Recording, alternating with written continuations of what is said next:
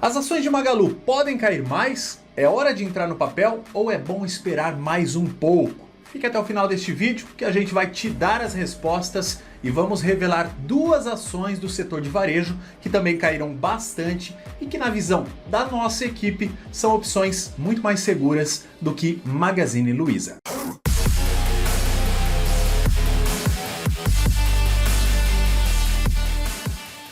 Me diz uma coisa, quando que você começou a investir? Foi entre 2018 e 2020? Então provavelmente você comprou, investiu em Magazine Luiza, Magalu 3. Isso não é vergonha para ninguém, né? Afinal, grandes fundos de investimento estavam comprados até o talo em Magalu nessa época. A empresa por alguns anos foi a queridinha da Bolsa Brasileira. Não por menos, dá uma olhada nesse gráfico aqui. Do final de 2015 até novembro de 2020, ela subiu cerca de 100.000%. É isso mesmo, 100.000%. No meio do caminho a ação teve split, ou seja, ela foi dividida, mas grosseiramente falando, se você tivesse investido R$1.000 lá em outubro de 2015, tivesse segurado até o topo, esses R$1.000 teriam virado algo em torno de R$1 milhão.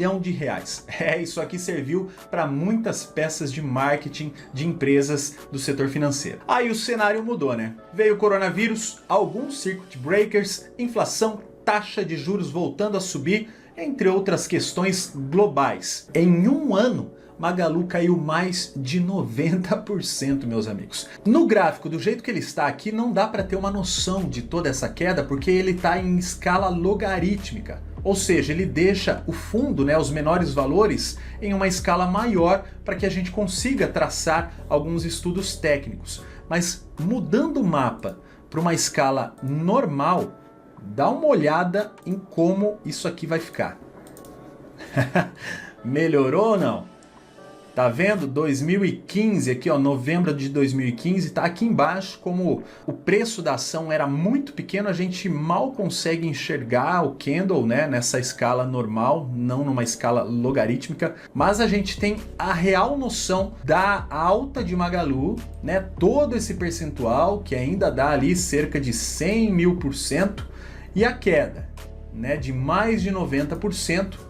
Essa barrigada aqui, essa chabugada para baixo, tá voltando aos níveis ali, ó, de 2017. Quem entrou lá atrás e ainda não soltou o papel, vamos dizer, que ainda existe essa pessoa a não ser os dirigentes da empresa.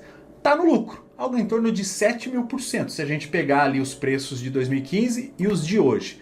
Mas quem chegou tarde, pegou o papel entre 2018 e 2020, tá muito no prejuízo se ainda não largou Magalu. Afinal de contas, o que houve com Magalu? Para começo de conversa, esse tombo não foi apenas de Magazine Luiza. Outras empresas do setor de varejo derreteram da mesma forma. Mas aqui a gente quer analisar a fundo as contas de Magalu. E para isso, eu convidei o nosso head de análise fundamentalista, Vitório Galindo. E aí, Vitório, o que tá acontecendo com Magalu, cara? Fala, Fernando, tudo certo? O que explica isso, principalmente, lógico que não é só isso, mas acho que 3 pontos aí que explicam bem essa questão. O aumento da taxa de juros, o aumento da inflação crescendo mais do que até as companhias, no caso da Magalu e outras empresas do varejo, estão conseguindo crescer o top line delas, estão conseguindo crescer o lucro bruto delas. E o terceiro ponto, acho que é o resultado financeiro ali, como eu comentei, a alta da taxa de juros, que vem pegando bastante no resultado financeiro daquelas empresas que estão endividadas, tem uma dívida maior que o caixa. Eu acho que esses são os principais pontos. Vamos ver aí que eu vou mostrar na DRE dela certinho. Comparando 2020 com 2021 e olhando para frente, a gente vê que o grande vilão, o que tem prejudicado bastante o resultado nos últimos trimestres e até acho que o mercado espera que vai prejudicar para frente, um aumento da inflação e um crescimento das receitas abaixo desse aumento da inflação, então abaixo dos custos, isso acaba prejudicando aqui a margem bruta, isso acaba comendo a margem dela operacional, aí a gente vê que essa margem que era lá em 2020 5,2% ou 2,8% acabou caindo para 4,2% e 1,9%. Além disso, com a alta dos juros, lá atrás a gente tinha Selic a 2%, lá em 2020. Então o custo da dívida dessas empresas, das empresas do varejo, era baixo. Esse custo da dívida subiu para 13% agora, né? Até mais, porque geralmente as empresas tomam dinheiro a CDI mais um spread. Mas o ponto é que isso aqui, ó, de 2020 para 2021 dobrou. 470 milhões aqui aproximadamente que comeu do lucro operacional da empresa. Então isso lá no final, lá embaixo, faz muita diferença. No ano, se esses 400 milhões estivessem aqui, a gente teria um lucro de 500 e pouco, enfim, muito maior do que 2020. Né? E na verdade o que a gente teve foi uma redução nesse lucro. E lógico, o mercado olhando para frente, né, já está imaginando, está pensando, e acho que corretamente, que isso aqui ainda vai piorar ainda mais, porque o juros subiu ainda mais depois do final de 2021.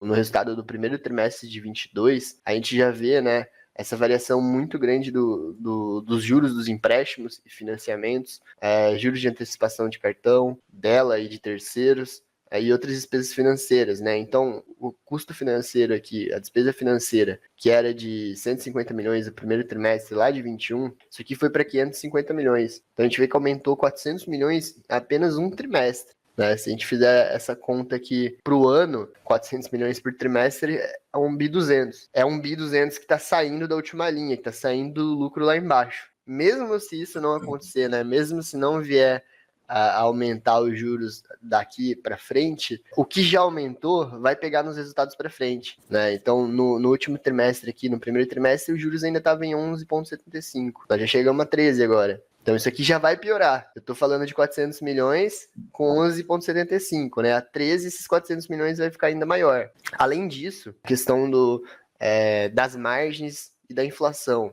Né? A inflação não atrapalha só o consumidor lá na ponta. Né? Não é algo ruim só para o consumidor. Para algumas empresas também. Aquelas que não conseguem repassar esse aumento de custos, aumento de despesas no preço. Então, empresas que vendem produtos, vamos dizer assim, mais comoditizados, né, que não tem poder de marca, por exemplo, o caso aqui da Magazine Luiza, Via Varejo, Lojas Americanas, todos vendem a mesma TV. É difícil todo mundo conseguir repassar isso no preço. Isso acaba pressionando lá em cima, né? Então, lá na receita bruta, receita líquida, a gente vê um crescimento aqui pequeno, né, de 6%, ano contra ano.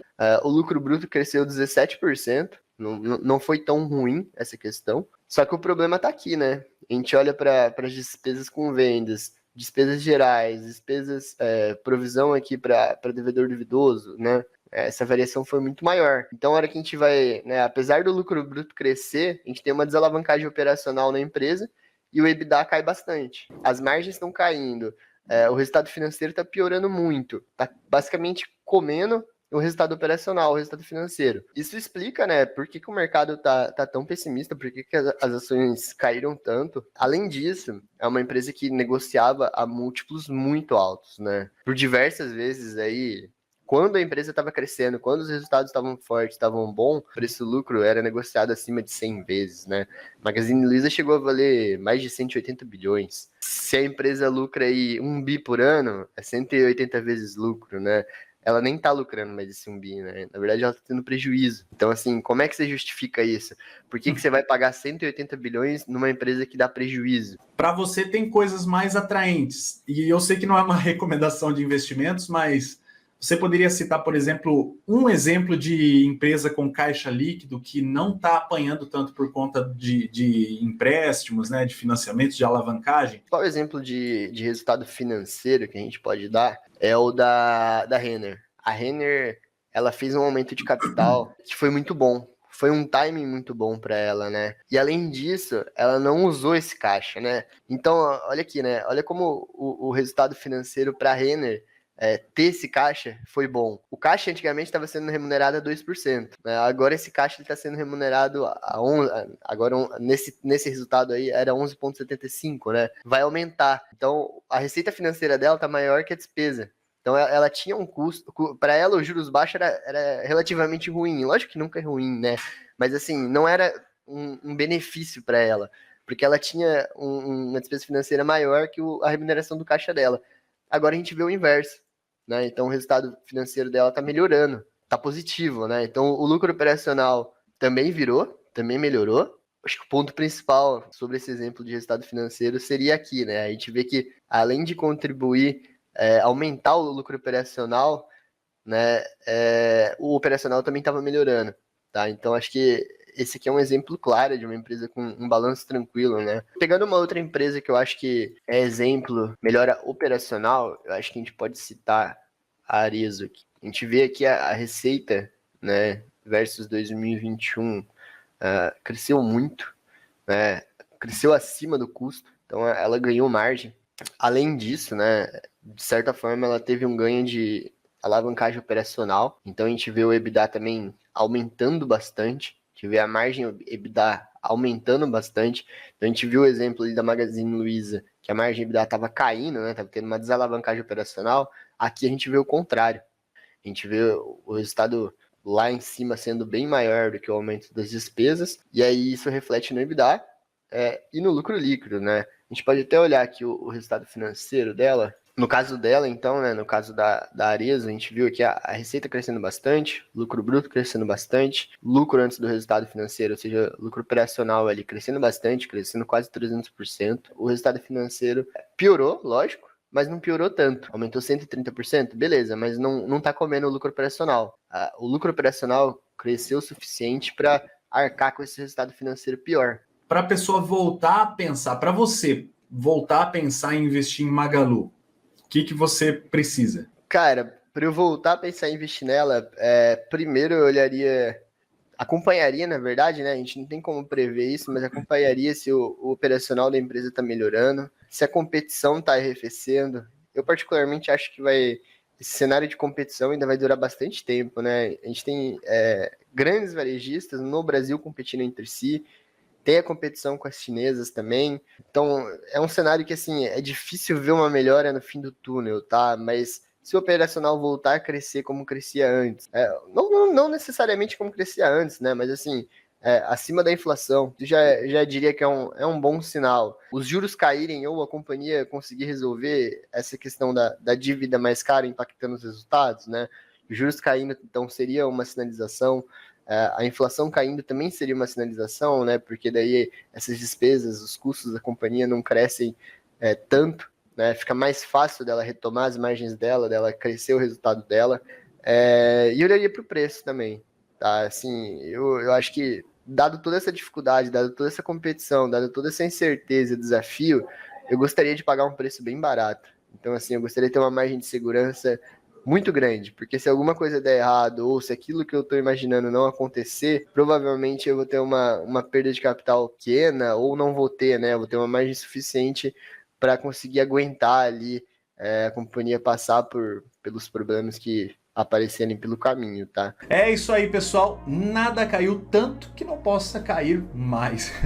Magalu parece estar barata, sim, mas se você está pensando em investir nela, espere alguns sinais de recuperação, como o Vitório falou, faz mais sentido. Se você estiver à procura de alguma ação do setor de varejo, nós mostramos duas aqui nesse vídeo que estão com números, né, com dados fundamentalistas melhores do que Magalu. Se você gostou desse conteúdo, dê um joinha, não esqueça de se inscrever no canal para assistir mais vídeos como este. Até a próxima!